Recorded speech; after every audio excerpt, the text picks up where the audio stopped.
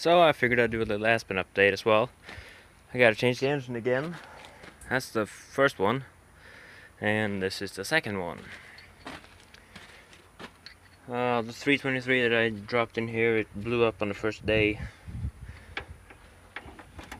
I don't know what it is yet, but there are some marks on in the oil pan from what I think is the rod ends.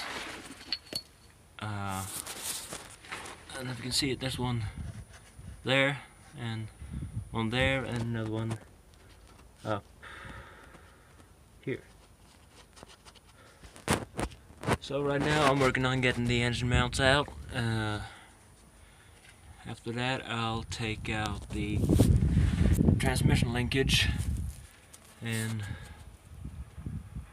transmission crossbar there on the mount. The drive shaft's already out. It's hanging there.